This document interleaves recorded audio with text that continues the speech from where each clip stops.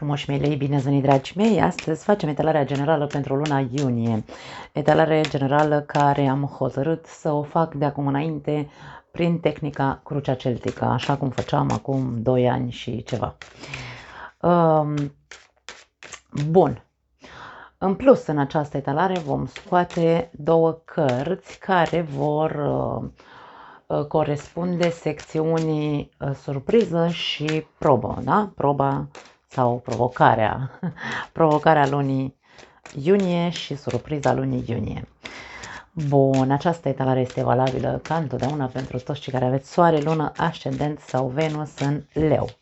Începem, tăiem cărțile, le așezăm pe dos, să nu le vedem deocamdată, le punem pe poziție și scoatem încă 2 cărți pentru provocare și surpriză și energia pe care o vei avea în această lună este Marele Preot.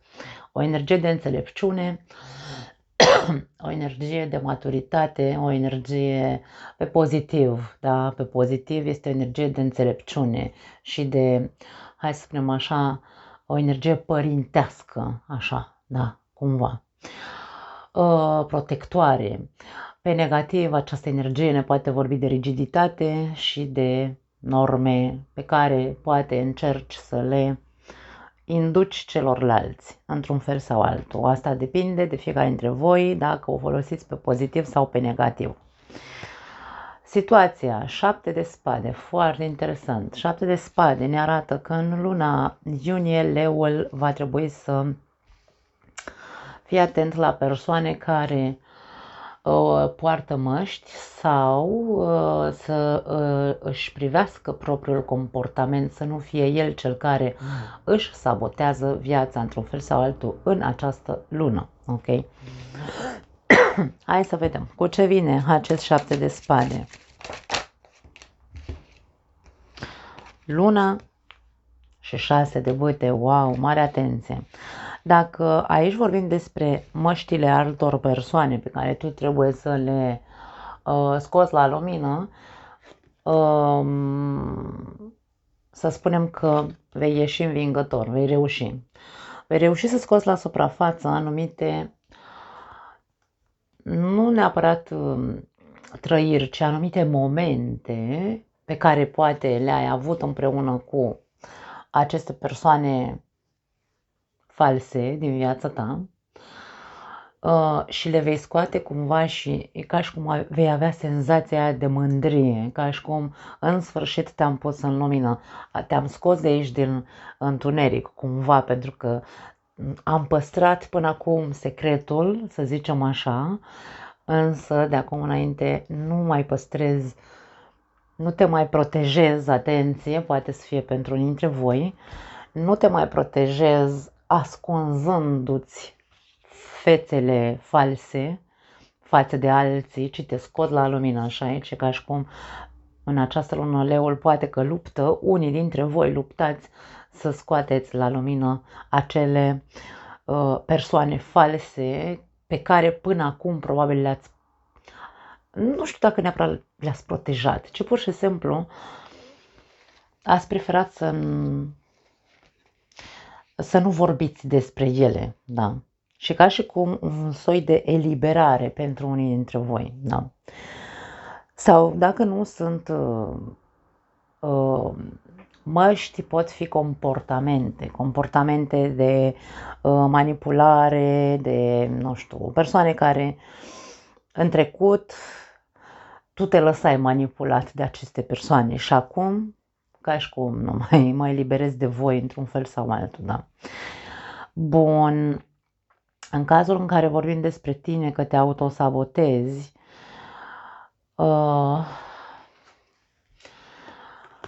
totul are legătură cu trecutul într-un fel sau altul aici. Deci nu știu ce s-a întâmplat în trecutul tău. Hai să spunem trecutul recent, pentru că nu putem să vorbim de trecutul de acum, din copilărie, da? Nu, trecutul recent. Pentru că toate acele lucruri pe care tu le-ai reprimat, toate acele, nu știu, care le-ai ascuns, sentimente, furie, tot ce ai băgat sub preș cumva în ultima perioadă, tinzi aici din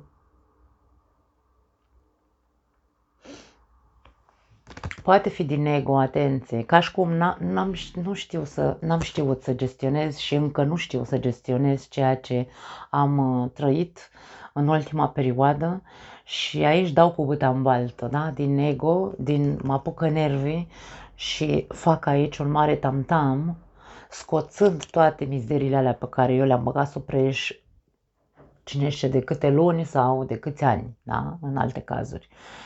Și aici e vorba despre această energie, dacă este folosită pe negativ, adică rigiditate și impunere de norme, dogme sau reguli proprii, e ca și cum cine nu-mi urmează regulile, da, și mi-a făcut rău în trecut, acum voi începe, nu știu dacă e răzbunare neapărat, Marele Preot nu înseamnă răzbunare, însă atitudinea ta este una de orgoliu.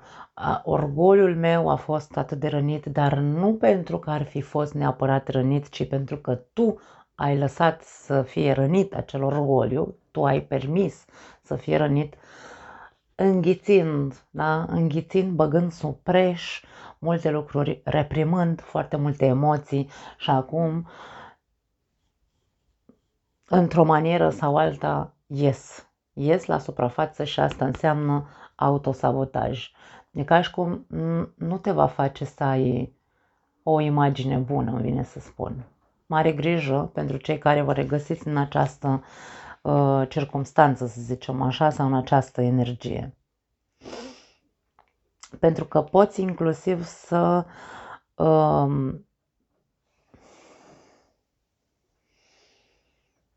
faci lucruri pe la spate cumva.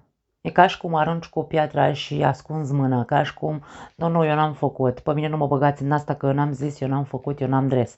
Însă, pe ascuns, poți face anumite mișcări așa silențioase ca să nu se prindă nimeni că ai fost tu. Cam asta este ceea ce simt aici, wow!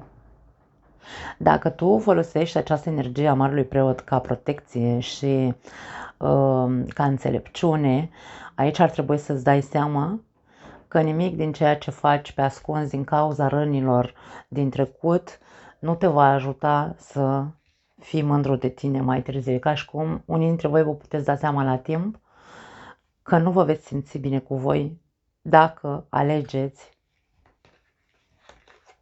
calea autosabotării. Dar na, acum fiecare, eu nu sunt nimeni ca să zic cum ar trebui să faceți. Fiecare dintre noi facem cum simțim în momentul respectiv. În mintea ta 5 de monede, wow! E ca și cum ești gol și din punct de vedere mental ai multe frici. Frică de abandon, frică de singurătate, frică...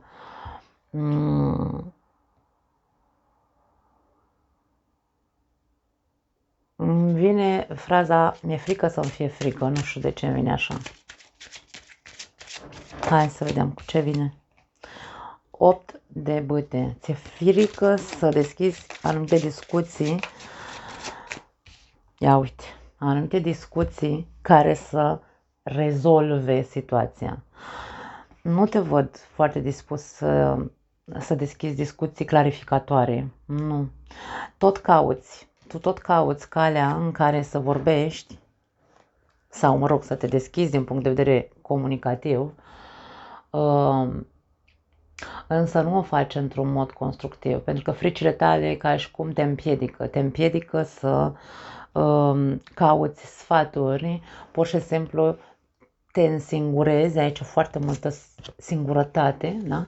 Te însingurezi tu cu mesajele care vin către tine, care din start îmi spun că te golesc, deci e ca și cum nu te umple nimic în această perioadă. Nu e vorba că nu te umple, că nu te satisface, ci nu te umple, nu te convinge. Nu te ghidează, nu ți arată o cale și tu ești aici într-un soi de izolare mentală în care te gândești doar dintr-o singură perspectivă, pe o singură cale cauți rezolvarea acestor probleme. Și probabil că aici ce ni se spune este să vă deschideți la mai multe căi, pentru că una singură, și mai ales dacă este plină de frici, acea cale, una singură nu te ajută. E aici ca și cum tu știi foarte bine, pentru că aici avem o altă energie de înțelepciune, tu știi foarte bine că calea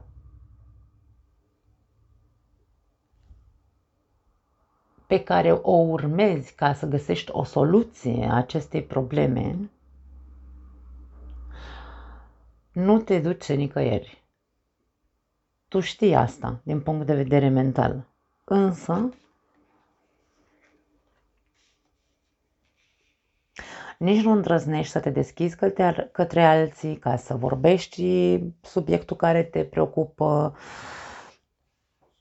Nu, ești foarte, foarte, foarte singur în această perioadă. Wow. În subconștient, puterea. Mare grijă, din nou avem această conotație de ego aici, în subconștient.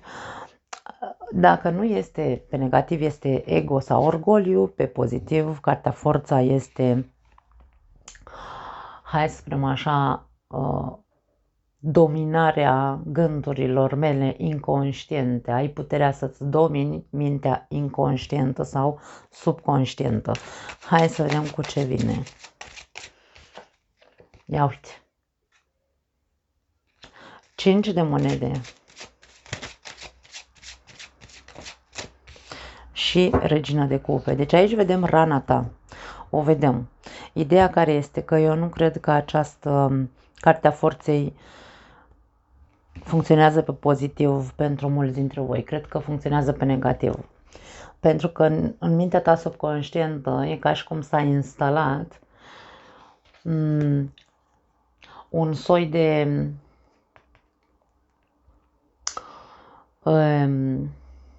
credință în care orgoliul tău are foarte multă putere. Și orgoliul tău sau ego-ul tău îți spune că ai suferit foarte tare și pentru că ai suferit foarte tare, ai dreptul să fii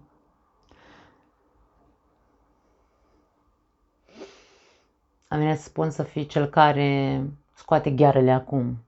Pentru că aici avem un leu, da? Deci aici avem un animal sălbatic. Animalul sălbatic din tine, instinctul tău de supraviețuire, îți spune că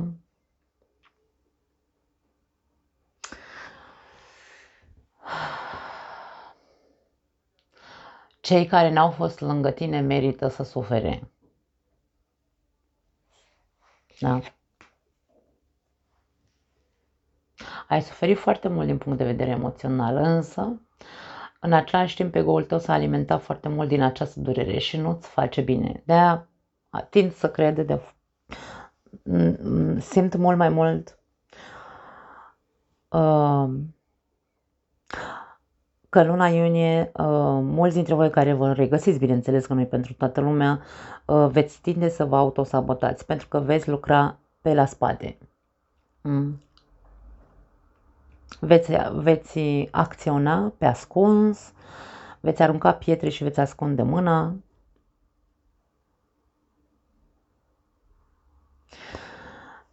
Într-un mod pozitiv, în inconștientul tău tu știi foarte bine că dacă te lași dominat de aceste emoții destructive sau de aceste frici, nu te vei putea maturiza emoțional sau nu te vei putea vindeca din punct de vedere emoțional. Tu știi lucrul ăsta.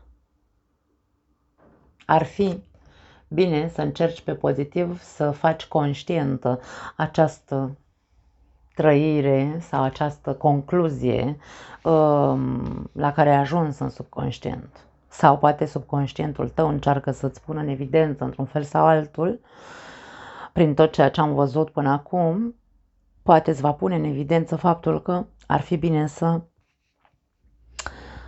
conștientizezi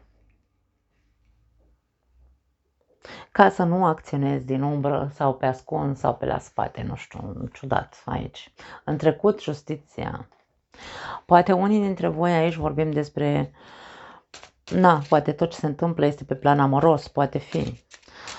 Însă, hai să spunem așa, justiția în trecut ne arată faptul că ai încercat să rezolvi anumite lucruri, poate unii dintre voi ați vrut să divorțați sau să vă despărțiți, poate unii dintre voi ați reușit să acceptați ceva în trecut, judecata și justiția, foarte multe critici și asul de spade, foarte, îmi vine să zic încrucișați, da, aici, wow,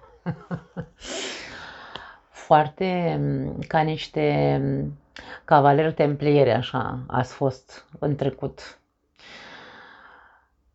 Pentru voi prima foarte mult adevărul, dar acel adevăr, nu știu dacă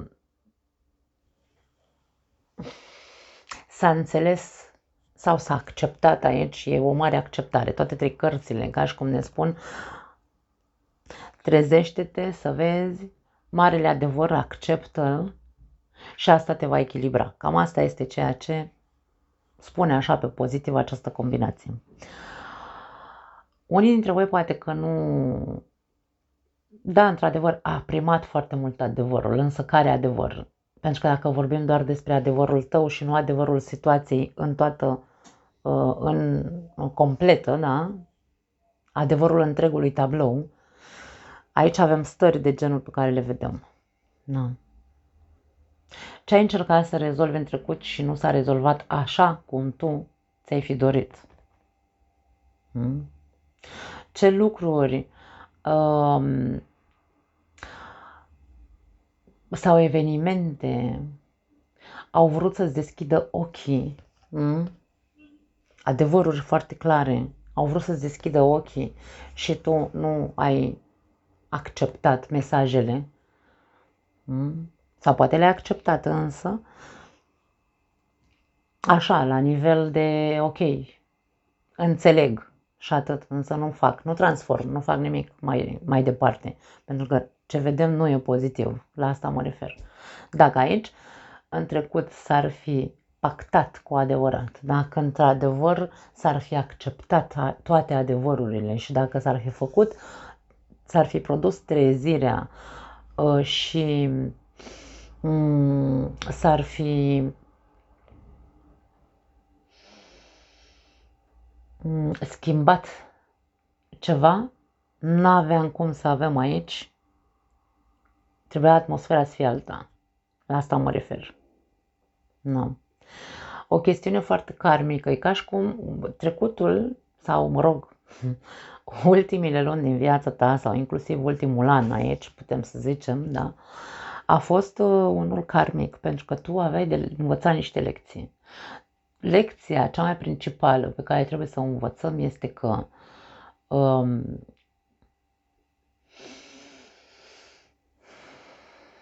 justiția vine cu mesajul cum îți așterne și adormi.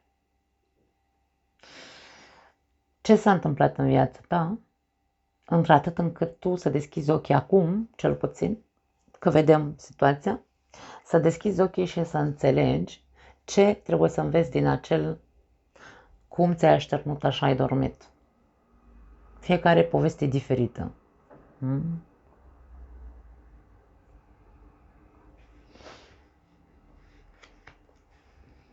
În viitor, următoarele 3 luni de zile, ai posibilitatea să fii cu adevărat mândru de tine, să-ți recuperezi probabil imaginea, să te pui pe picioare, să devii o persoană independentă, care sigură pe ea, care nu neapărat că nu are nevoie de altcineva din punct de vedere emoțional, însă mult mai sigură pe ea însăși, cu autostimă mult mai bună. Hai să vedem cu ce vine această energie. 4 de bâte, armonie, foarte frumos.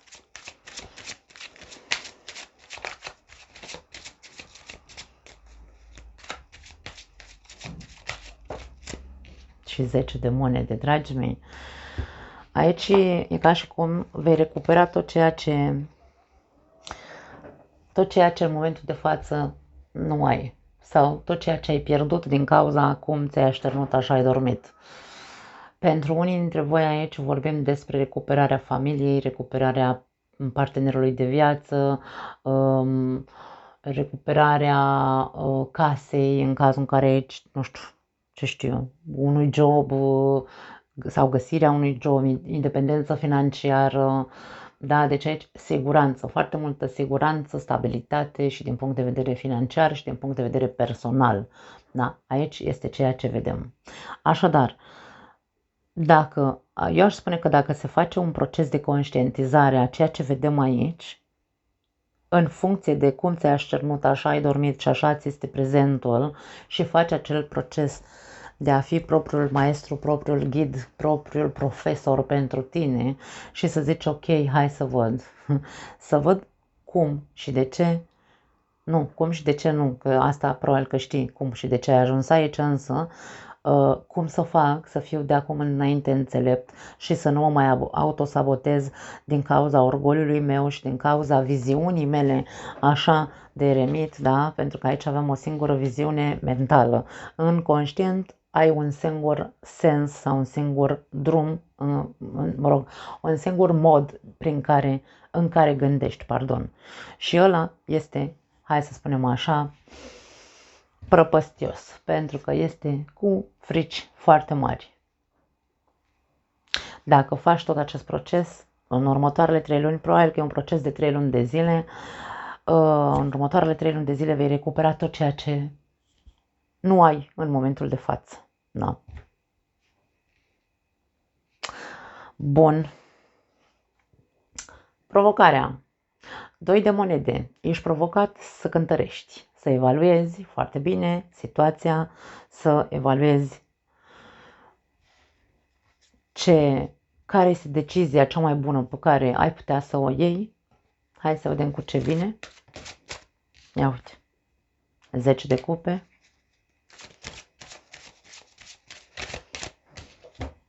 Și caleașcă. Aici vorbim despre, din nou, despre triumf, despre succes și despre fericire sau împlinire pe toate planurile, dacă vrei, da? Ideea este, mie vine să spun, cântărește și evaluează drumul pe care, sau nu drumul, obiectivul pe care îl ai și cum să ajungi la el. Pentru că aici tu ai nevoie de curaj. Curaj și inteligență să acționezi către acest obiectiv. În momentul în care evaluezi, mie îmi place să zic că acest 2 de monede de multe ori mă inspiră să spun că ne vorbește despre pro și contra. Ce îmi servește și ce nu îmi servește în a-mi atinge acest obiectiv. Când evaluez și îmi dau seama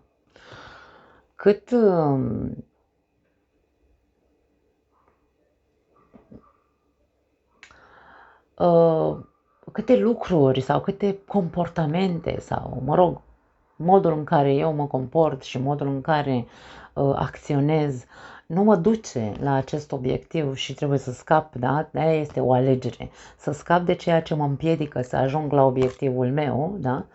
În momentul în care fac această cântăreală sau cântărire și zic ok, asta nu-mi servește, asta îmi servește și așa mai departe, atunci mă echilibrez și îmi dau seama, ok, știu care e drumul, știu care sunt acțiunile pe care trebuie să le fac și așa mai departe, pentru că interesul meu sau obiectivul meu este să-mi recuperez liniștea în familie, casa, copiii, armonia și așa mai departe. Da? Și de aia ești provocat să mergi către echilibru, ești provocat să simplifici situația, ești provocat să elimini ceea ce nu e necesar sau ce te împiedică să ajungi acolo, să începi să triezi anumite lucruri sau comportamente. Să evaluezi dacă într-adevăr este ceea ce tu îți dorești. Evaluează Este asta ceea ce tu îți dorești, pentru că atunci când cu adevărat suntem convinși, da? Când ne hotărâm, când suntem cu adevărat convinși că asta ne dorim, nimeni și nimic nu ne stă în cale. Dar nu din ego, nu pe ascuns, nu aruncăm cu pietre și ascundem mâna. Deci aici trebuie cumva procesat acest comportament pe care îl văd. Hai să vedem surpriza. Cavaler de cupe. Interesant. Poate fi o invitație pentru unii dintre voi, poate fi iertare sau cerere de iertare, poate că trebuie să mergi tu să ceri iertare cuiva sau, mă rog, să accepti scuzele cuiva, de ce nu? Avem Rege de Spade.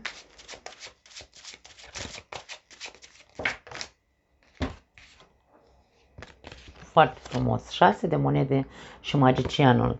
Dragii mei, mie îmi lasă impresia că dacă voi reușiți să faceți acest proces de conștientizare la ce vreți să faceți în această lună și nu faceți aceste lucruri, decât cea mai bună variantă e prima pe care am zis-o. Te descotorosești și scoți la lumină fațetele acelor persoane care te-au mințit, care te-au manipulat și pe care voi le-ați protejat, între ghilimele, în ultima perioadă. Atunci, da, funcționează toate aceste lucruri, tot acest proces funcționează bine. Însă dacă e vorba de făcut lucruri pe ascuns, nu cred. Surpriza este că e posibil ori tu să simți în tine, fără să-ți dai seama, nevoia de a-ți cere iertare, ori să vină cineva către tine să-ți ceară iertare. Și aici e vorba despre, avem Judecătorul Suprem, avem 6 de monede și avem Magicianul. Dacă reușești să ierți sau dacă reușești să faci pasul, să ceri iertare, aici avem, bineînțeles, conotația este de sinceritate și adică sunt scuze din inimă. Da? Deci aici nu există niciun fel de superficialitate. Singura conotație negativă, pentru că pe negativ magicianul poate fi manipulator, pentru că e foarte inteligent și știe să învârtă toate energiile ca să iasă în favoarea lui, cumva, să aibă de câștigat, dacă intenția de a cere scuze, dacă vorbim despre tine, intenția ta este să mergi să-ți ceri iertare, fără să fie constructivă împăcarea, fără să fie sinceră, doar încercând să manipulezi această intenție pentru un interes anume, pentru că aici avem pragmatism, da? Ca să-ți te împaci tu într-un fel sau altul cu gândul, da, ok, eu mi-am cerut iertare, gata, trec peste, dar este un soi de nu nesinceritate, da? Deci nu minciună, ci pur și simplu, nu știu, un soi de o fac ca să o fac. Ca să nu zică lumea că n-am făcut-o. Vom vedea ce vrea să iasă la concluzie, însă în varianta asta aș spune că nu e ok. Dacă tu cu adevărat te duci așa și îți ceri iertare și din toată inima, da? Îmi pare rău, nu știu, că poate tu ai făcut ceva în trecut care a deranjat pe cineva. Dacă tu aici te duci cu sinceritate, lucrurile se vor așeza fără niciun fel de problemă, vor reveni la normal și aici e ca și cum se întâmplă miracole de acum înainte sau se instalează într-un fel sau altul, într-un mod miraculos, stabilitatea și armonia, să zicem așa, în viața ta. Dacă vorbim despre o persoană, pentru că e surpriză, da? Poate veni o persoană către tine să îți ceară iertare, sau de ce nu, poate fi ceva reciproc, atenție, poate și tu și cealaltă persoană cu care ești deranjat aici, să existe scuze reciproce. Adică dacă cel care vine primul, nu contează că ești tu, că e celălalt, cel care vine primul, dacă vine cu adevărat, da, cu sinceritate, va avea un feedback de la celălalt și probabil că și celălalt își va cere iertare. Se vor discuta lucrurile așa foarte, cu foarte mare sinceritate, se va pune punctul pe I și atunci, bineînțeles aici că avem o situație de ușurare, ca și cum nu vine să cred, da? Pentru că magicianul vine cu această energie de miracol, cumva. Nu vine să cred că a fost atât de simplu, da? Să ne cerem iertare fiecare dintre noi și să se rezolve situația. E ca și cum dacă vine cineva către tine să ceară iertare în această perioadă, pentru că este surpriză sau te va surprinde, acceptă. Nu fi tu cel care va încerca să aibă un cuvânt de spus în plus, ca și cum, lasă că eu te iert, dar nu te uit. Nu funcționează așa. Asta e tot manipulare, da?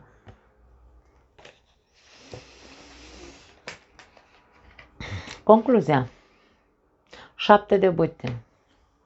7 de bâte e protecție, sunt limite,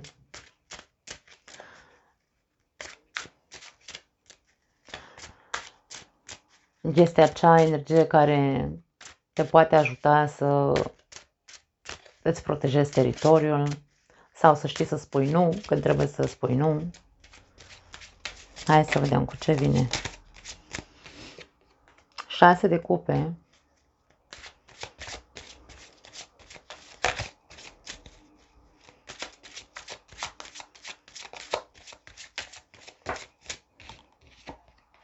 Și 10 de spade. Mie vine să spun, închide, ca și cum aici se spune, să faci un salt, da? Să sări peste sau să... Da, nu știu dacă e corect spus. E ca și cum aici ce te limitează pe tine este acest trecut. Ce te limitează să ajungi să fii bine. Să fii bine. Însă, e ca și cum trecutul, Doamne, cine știe cât timp a trecut de când tu ai suferit. Aici la numărul 6, aici avem numărul 10. 16 luni? 16 ani? 6 ani, 10 ani? 6 luni, 10 luni? Cât a trecut de când s-a întâmplat tragedia asta și te-a pus la pământ? Cât? Pentru că aici e ca și cum tu impui, ai ridicat un perete, da? De când s-a întâmplat ce s-a întâmplat, ești tot timpul în gardă, pe protecție și ca și cum peretele pe care tu l-ai construit nu îți permite să depășești situația. Și aici ca și cum nu mai dă saltul, ca și cum sări, dărâmă-ți toate barierele, dărâmă-ți pereții pe care ți-ai construit de când s-a întâmplat ce s-a întâmplat. E momentul să se termine odată acea, ca și cum să închei socotelile cu trecutul. Nu se mai poate susține în continuare. Dacă tu vrei altceva în viața ta, nu poți să mai susții această situație.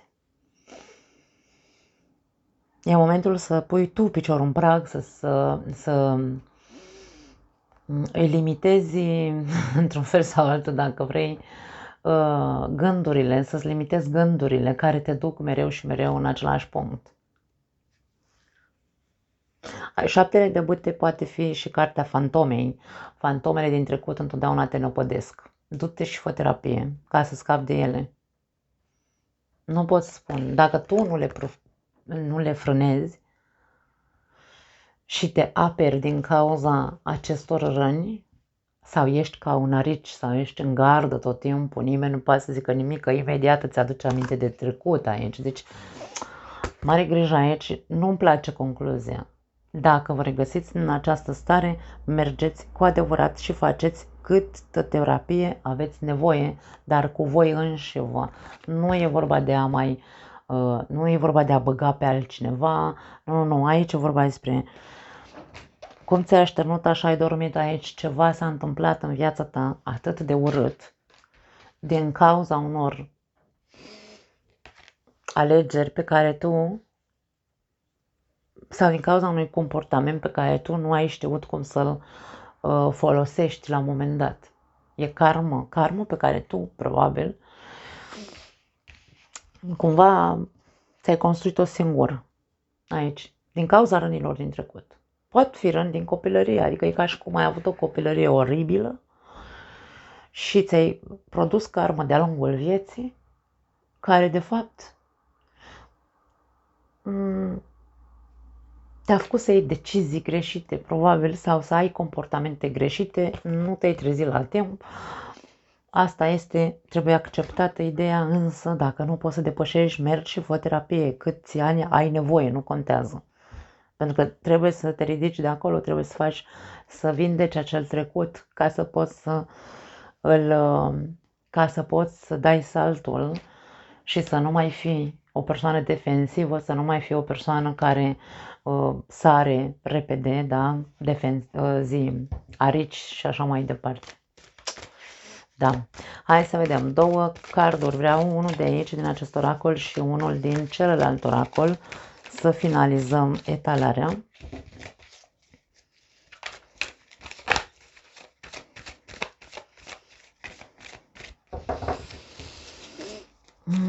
Nu vreau să le las să iasă singure.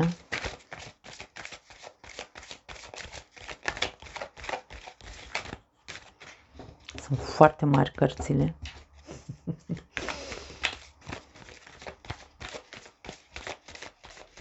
Ok, a sărit unul. Ups. Aici avem misiune. Oglinda. De câte ori văd oglinda, mă mănâncă nasul și pe afară și prinăuntru. Și pe dinăuntru. Oglinda. Poate n-ar strica să încerci să privești lucrurile în oglindă, îmi vine să zic. Nu să te privești pe tine în oglindă, să privești lucrurile sau să-ți privești viața în oglindă. Ca și cum privește din exterior, ca și cum nu ar fi viața ta. Sau ceea ce s-a întâmplat nu e povestea ta, e povestea altcuiva. Și vezi ce îți transmite. Pentru că poate așa, într-un fel sau altul, poți să vezi la rece și să înțelegi mai bine care este rezolvarea acestei povești, acestei situații dureroase pe care tu ai trăit-o în trecut. Poate fi o trădare, pentru unii dintre voi v-ați simțit atât de trădați. Și asta e ca și cum o folosiți ca armă de apărare. De apărare, nu neapărat de protecție. Avem Phoenix. Cum sau ce părere ai despre acest final fericit? Îți place finalul acestei povești? Finalul poate fi unul foarte pozitiv, foarte echilibrat.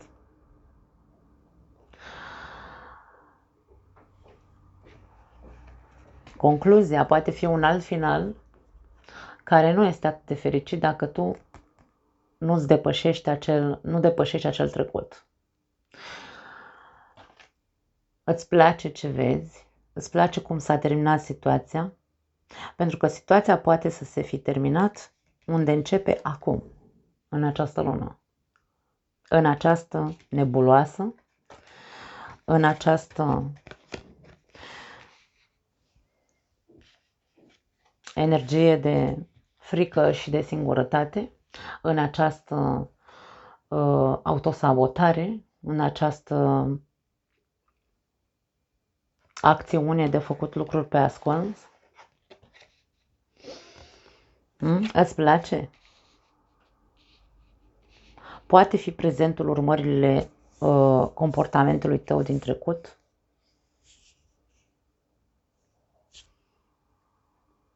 Povestea e unică. Nu știu a cui e povestea, însă Îmi pare rău că nu o să rezoneze mulți dintre voi. Nu că îmi pare rău, mă bucur. Mă bucur că nu vor rezona mulți dintre ei. Însă aici e vorba despre, ok, dacă nu-ți place cum s-a terminat povestea, nu te răzvrăti împotriva lui Dumnezeu, cum ar veni să zici, de ce, Doamne, a trebuit să mi se întâmple mie?